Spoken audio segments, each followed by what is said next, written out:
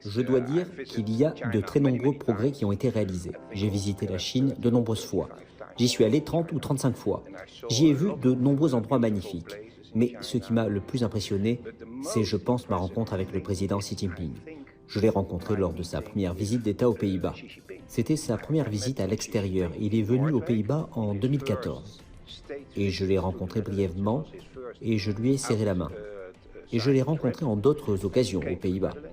Donc, c'est ce qui m'a le plus impressionné en connexion avec la Chine.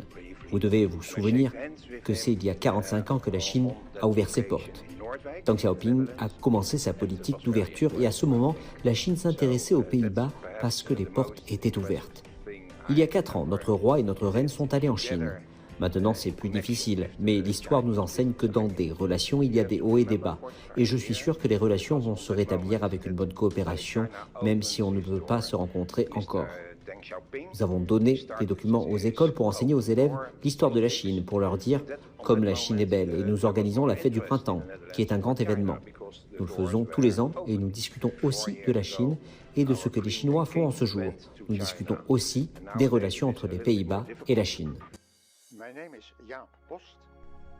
Mon nom est Jaap Post et je suis membre de l'association d'amitié Pays-Bas-Chine dont j'ai aussi été le président. En tant qu'économiste, j'étais particulièrement impliqué dans le développement agricole de la Chine.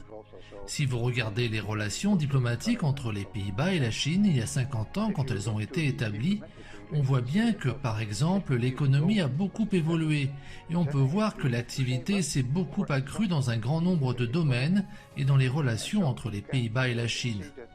Et aussi, les deux pays ont établi une forte coopération dans le domaine agricole au fil du temps. Vous savez que nous avons une crise environnementale qui joue un grand rôle pour le monde entier et nous avons besoin de la coopération avec la Chine pour protéger la nature et l'environnement. Il y a aussi une baisse de la biodiversité en Chine et aux Pays-Bas, donc je crois que les deux pays peuvent coopérer dans ce domaine. L'association d'amitié Pays-Bas-Chine a été établie il y a 45 ans et a permis d'améliorer la connaissance de la Chine auprès des Néerlandais. L'association a permis de donner des leçons en chinois de manière à ce que de nombreux Néerlandais aient pu apprendre le chinois et mieux connaître la Chine. Et si vous me demandez de quoi est fait l'avenir, j'espère qu'il y aura une meilleure entente entre les deux peuples. Cette année 2022 a lieu sous de bons auspices. Elle célèbre les relations diplomatiques entre la Chine et les Pays-Bas. Pour moi, le moment le plus important a été l'établissement du consulat général des Pays-Bas à Chongqing. Robert Van Gulik était très spécial parce qu'il a eu plusieurs vies. Il était aussi un artiste, un musicien et en tant que sinologue et diplomate néerlandais, il a fait de grandes contributions à la relation entre la Chine et les Pays-Bas parce qu'il avait cette connaissance et cet amour profond pour la Chine. C'était un érudit exceptionnel qui s'intéressait à tous les domaines de la culture traditionnelle. Il est surtout connu en Occident et en Chine pour sa série sur le Juchti. Cette année est aussi importante pour moi parce que nous avons lancé une plateforme de design Chine-Europe car nous croyons que nous pouvons faire beaucoup de choses ensemble.